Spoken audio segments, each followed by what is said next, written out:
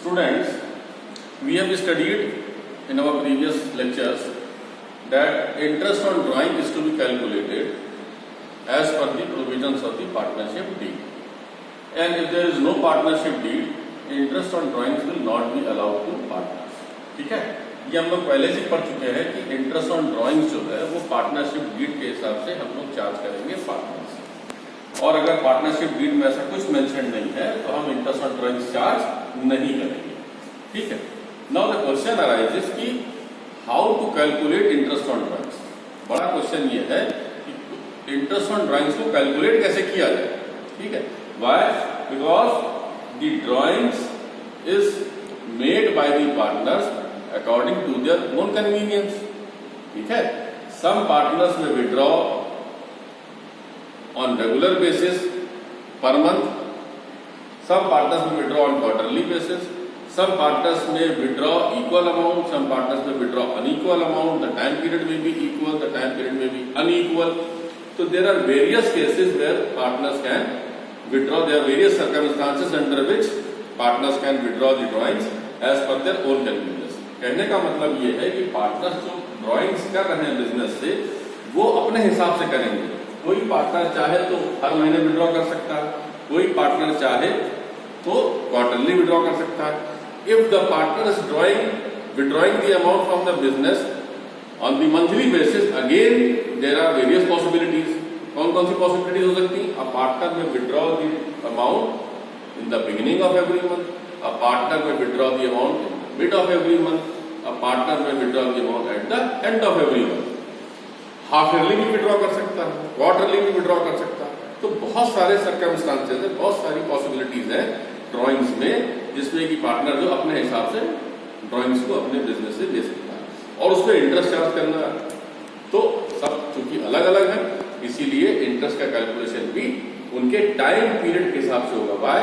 Because the interest is charge on per annum basis. तो हम proportionately ही charge करेंगे जितने समय के लिए उसने उस ड्राइंग्स का बेनिफिट लिया है या जितने समय के लिए उसने ड्राइंग्स को विड्रॉ किया है बिजनेस में से, उतने समय का ही उससे इंटरेस्ट चार्ज किया जाएगा। ये बिल्कुल एक फंडामेंटल फैक्ट है।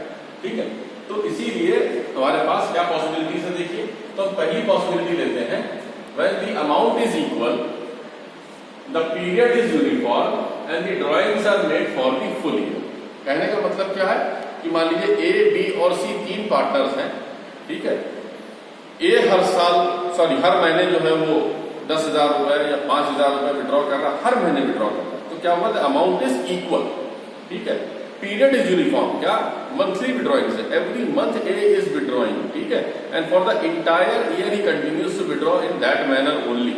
Supposing if A withdraws ₹6,000 per month in the beginning of every month, say first of every month, then he continues to withdraw for the entire year, तो हमारा क्या सिचुएशन लगी? It suffices the situation as equal amount, uniform period, full year. ठीक है, तो इस basis पे होगा। अब वो क्या हो सकता है? मंथली भी हो सकता है, क्वार्टरली भी हो सकता है, और एक सिचुएशन में हाफ ईयरली भी हो सकता है, लेकिन बहुत इंपॉर्टेंट नहीं है, उसके बारे में बात नहीं करेंगे। मंथली और क्वार्टरली की बात करते हैं। ठीक है, तो beginning of the month, mid of the month और end of the month. Similarly beginning of the quarter, mid of the quarter और एंड ऑफ द क्वार्टर। इसके केस में कुछ नंबर्स लिखे हैं कि आपको दिख रहे होंगे। 6.5 बिगिनिंग में 6.5 नंबर है, मिड के लिए 6 है और एंड के लिए 5.5। ये किसके लिए है? जब drawings are monthly, and when the drawings are quarterly I have written 2.5 against beginning, in the mid I have written 2 and at the end I have written 1.5। ठीक है, इसके बारे में बात करते हैं। We will take an example from this. ठीक है, मान लीजिए कि मंथली ड्राइंग है। ठीक है, तो मंथली ड्राइंग में क्या होंगे? ए मान लीजिए विड्रॉ कर रहा 6,000 per month in the beginning of every month. B suppose is withdrawing 10,000 per month in the mid of every month, and C is withdrawing ₹15,000 per month at the end of every month. ठीक है, अब formula for calculation of drawing क्या है? Monthly drawing, whatever is drawing on monthly basis, या monthly लिखा जाएगा, confuse मत होइएगा, total drawings मत लिख दीजिए। ठीक है, monthly drawings into rate upon 100। Rate upon 100 के मतलब क्या हो जाएगा? The rate at which interest on drawings is to be charge from the partner, और factor multiplied by factor. Factor क्या है? फैक्टर ये वही 6.5, 6 और 5.5 है, तो यहाँ पे लिखा होगा, यानी कि if the monthly drawings are in the beginning of every month, so this entire thing will be multiplied by 6.5. If the drawings are in the mid of every month, this entire thing that means monthly drawing into rate upon 100 will be multiplied by 6. And if it is at the end of the month, तो ये 5.5 होता है। ठीक है, तो आप calculate कर लेते हैं। देखिए ए के लिए 6000 is the monthly drawing into rate upon 100 into 6.5, this comes to 3900। तो ए की इंटरेस्ट ऑन ड्राइंग 3900 होगी इस केस में। बी के लिए B is drawing in the example that I have taken is 10000 rupees per month in the mid of every month. तो B क्या कर रहा है, देखिए बी के लिए क्या हो जाएगा, 10000 into rate upon 100, that is 10 upon 100 into 6 why, because B is drawing the amount in the mid of the month, तो हमने 6 ले लिया, तो 6000 हो जाएगा। और 15000 C की ड्राइंग्स है और C is drawing at the end of every month, तो end of every month के लिए हमारा फैक्टर क्या है, factor is 5.5, so 15000 into rate upon 100 into factor that is 5.5 for end of the month, that comes to 8250। ठीक है, तो ये हमारा हो गया monthly drawing. Same will apply for quarterly drawings. The only thing that will change will be that instead of monthly drawing, we will take quarterly drawing. So quarterly drawing into rate upon 100 into factor. Now this factor will change. Why? Because I have written here that for factor for quarterly drawing will be, if it is made in the beginning of the quarter, it will be 2.5. If it is made in the mid of the quarter, it will be 2. And if it is made at the end of the quarter, it will be 1.5. ठीक है, तो if the drawings are made in the beginning of the quarter, so quarterly drawing into rate upon 100 into 2.5. If it is made in the mid of the quarter, it will be quarterly drawing into rate upon 100 into factor, that is 2. And then if it is at the end of the quarter, it will be 15,000 into 10 upon 100, that is rate upon 100 into 1.5. ठीक है, तो for example अब यहां पर ये monthly जगह पर मान लीजिए ये क्वार्टरली, ठीक है, तो क्या हो जाएगा, ये फैक्टर यहां पर 6.5 लाओगे क्या हो जाएगा 2.5, यहाँ फैक्टर 6 लाओगे क्या हो जाएगा 2, और यहाँ पे 5.5 लाओगे क्या हो जाएगा 1.5। अब आप इसको कैलकुलेट कर लीजिए। ठीक है, तो कितना हो जाएगा कैलकुलेट कर लीजिए, ये कर जाएगा 600 into 2.5 कर लीजिए। ठीक है, तो ये आपका आ जाएगा 1500। ठीक है, 2.5 into 6 1500 हो जाएगा, ये कर लीजिए आप, तो ये हो जाएगा आपका 2 से मल्टीप्लाई करेंगे तो ये आपके 2 इंटू ये आपका हो जाएगा 2000, और ये कितना हो जाएगा, तो ये हो जाएगा आप मल्टीप्लाई कर लीजिए 1.5 इंटू 15,000, 15 इंटू 15 हो जाएगा 2250। ठीक है, तो अब आपका ये हो गया क्या क्वार्टरली ड्राइंग की बात समझ में आती है। ठीक है, तो ये किसके लिए हो गया, equal amount uniform period full year. अब सेकंड केस हमारा, सेकंड केस इज लमसम।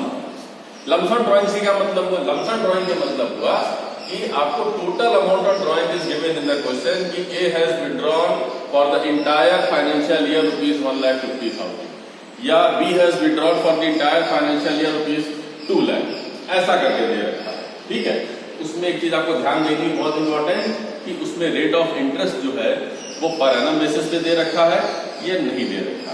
ठीक है, पर एनम दे रखा होगा तो क्या करेंगे हम, interest on drawing will be calculated on average basis, average basis पे इसको हम करेंगे।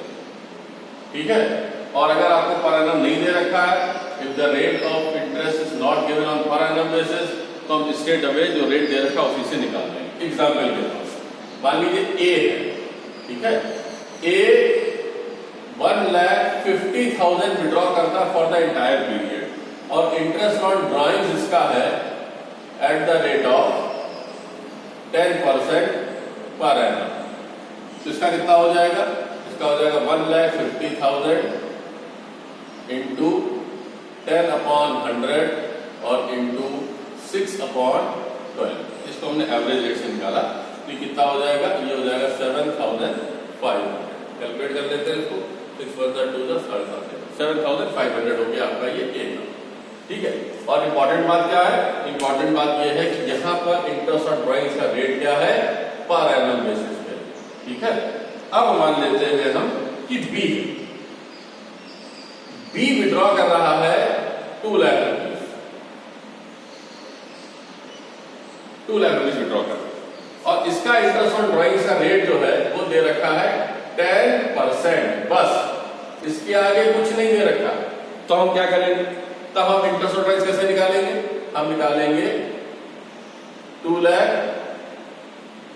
इंटू 10/100, बस इसके आगे को कुछ नहीं करना है, तो ये हो जाएगा 20,000। ठीक है, तो ये क्या है, this is similar to what we used to do in depreciation.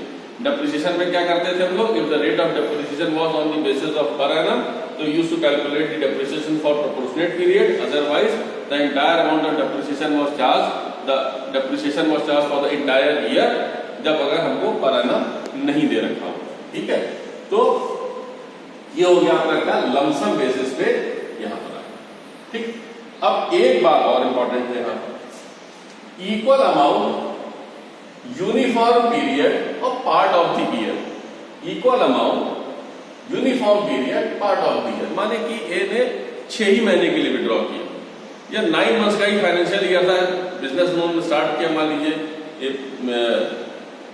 1 जुलाई से स्टार्ट किया बिजनेस उन्होंने, और मंथली ड्राइंग करी, तो 9 मंथ्स ही विड्रॉ कर पाएंगे। ठीक है, तो अब अगर ऐसा कुछ अगर आपका एग्जामिनेशन में आ जाता है, ऐसा कुछ सिचुएशन बन जाती है, यहाँ पर अमाउंट तो इक्वल है, पीरियड भी यूनिफॉर्म है, लेकिन एंटायर ईयर के लिए नहीं हो रहा है, ऐसे केस में क्या करेंगे, ऐसे केस में हम लोग क्या करेंगे, एक फॉर्मूला है वो मैं आपको बता रहा हूं, वो क्या हो जाएगा, देखिए वो हो जाएगा आपका पीरियोडिक ड्राइंग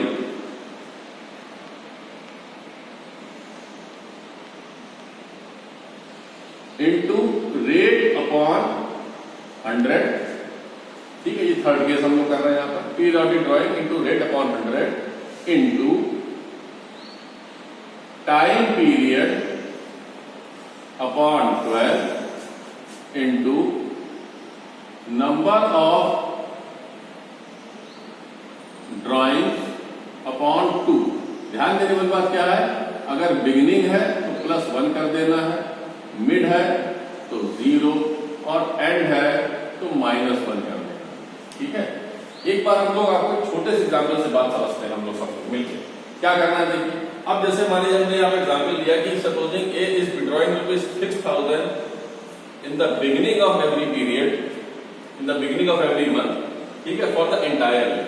अब इसको अगर आप 6.5 देखें कैसे आता है, पीरियोडिक ड्राइंग कितनी है 6,000, रेट कितना है 10/100, टाइम पीरियड कितना फुल ईयर के लिए हो रहा है तो 12/12। अब for the full year A will be withdrawing 12 times. ठीक है, ए जो है 12 बार विड्रॉ करेगा, पूरे साल की बात हो रही है, तो क्या हो जाएगा 12 बार विड्रॉ करेगा, तो multiplied by 12 number of drawings, और चूंकि बिगिनिंग ऑफ एवरी मंथ इसलिए क्या हो जाएगा +1/2। अब इसको आप लोग सिंप्लीफाई करते हैं, क्या हो जाता है 6,000 इंटू 10/100 इंटू, अब ये 12/12 मतलब कैंसिल होकर 1 हो गया, इसको 1 से मल्टीप्लाई करने कोई मतलब नहीं इसका, और ये कितना हो जाएगा 12 + 1/2 के मतलब क्या 13/2, दैट कम्स टू 6.5। ठीक है, तो अब आपका सेम यही आपका 3,900 आ जाएगा। ठीक है, इस फॉर्मूले से आप चाहे पीरियोडिक में क्वार्टरली निकालें, चाहे मंथली निकालें, चाहे हाफ ईयरली निकालें, ऐसे भी निकल जाएगा, और अगर पार्ट पीरियड है, पार्ट ऑफ द ईयर, तब भी निकल जाएगा। कैसे निकल जाएगा, तो सपोजिंग फिर है ए विड्रॉज ₹10,000, ठीक है, per month for 9 month period. तो कैसे निकलेगा, देखिए पीरियोडिक ड्राइंग कितनी है 10,000, रेट कितना है 10/100, टाइम पीरियड कितना है 9 मंथ का पीरियड, इसलिए 9/12। ठीक, अब 9 मंथ में कितनी बार विड्रॉ करेगा बच्चों? 9 मंथ में 9 बार विड्रॉ करेगा। तो 9 मंथ में 9 बार विड्रॉ करेगा मतलब 9 नंबर ऑफ ड्राइंग्स 9 हो जाएंगे। बिगिनिंग ऑफ द पीरियड कर रहा है, ठीक है, ये मान लीजिए बिगिनिंग में है, तो क्या हो जाएगा 9 + 1/2। अब आप इसको सिंप्लीफाई कर लें, 10,000 इंटू 10/100 इंटू 9/12 इंटू 10/2। ठीक है, इसको आप कैलकुलेट कर लीजिए तो आपका आंसर मिल जाएगा। ये हट गया, 3,000 4,000 425 125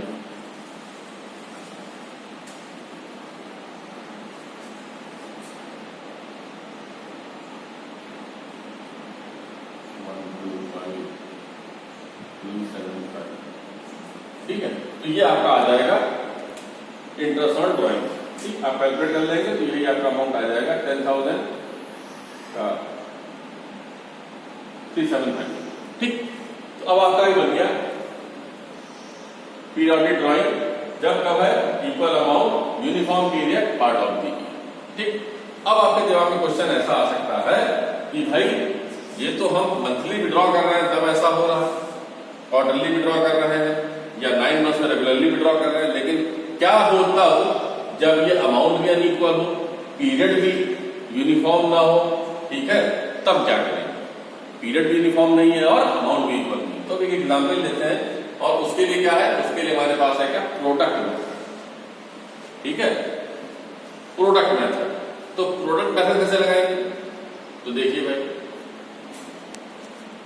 मान लीजिए ए जो है उसने पहली ड्राइंग करी 3,000 रुपीज की 1 अप्रैल को, दूसरी ड्राइंग उसने करी 1 जुलाई को 10,000 की, third drawing he made on 31st July of ₹15,000, fourth drawing he is making on 31st December 2018 of ₹10,000, then next drawing he is making on 1st January 20,000, then he is making a drawing of ₹20,000 on 28th February, and then 31st March he is drawing ₹40,000. ठीक है, now the rule is if from the date of drawing till the date of the financial year ends, till the ending date of the financial year, we have to calculate the time period.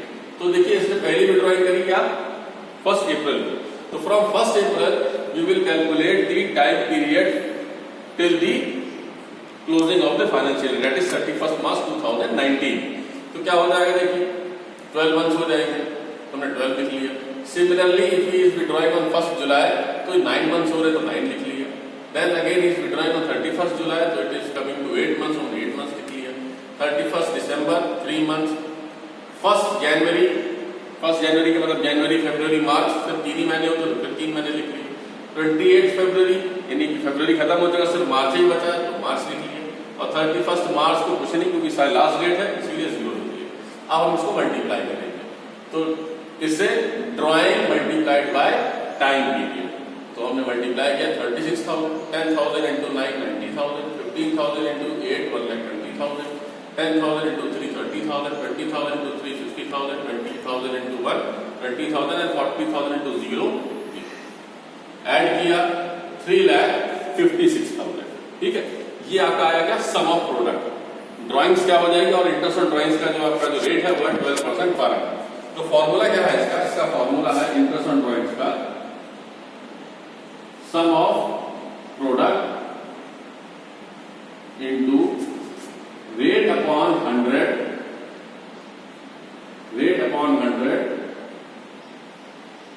into 1/12। तो question के हिसाब से एक की drawing interest on drawing कितनी हो जाएगी, sum of products is coming to 3,56,000। ठीक है, rate we have assumed at 12% per annum and then we will multiply it by 1/12। ठीक है, तो 12 and 12 gets cancelled, this comes to 3,560। So this will be your interest on drawings for A for unequal amount, unequal interval। ठीक है, for your information, although it is never asked in the board examination, अगर यहाँ पर dates different होती, यहाँ पर फिर opening और क्लोजिंग डेट्स ही है। मान लीजिए यहाँ पे डेट होती 15, 18, तो we would have calculated on the basis of days. तब हम क्या करते, instead of month we had to calculate the time period in days, ठीक है, and then here it would have changed to 1/365, ठीक है, मल्टीप्लाई करते सेम प्रोसेस, यहाँ पे मंथ्स की जगह पे डेज हो जाती है, ये हो जाता 1/365, ठीक है। तो this concludes your another important topic in fundamentals of partnership, that is calculation of interest on drawings, ठीक है।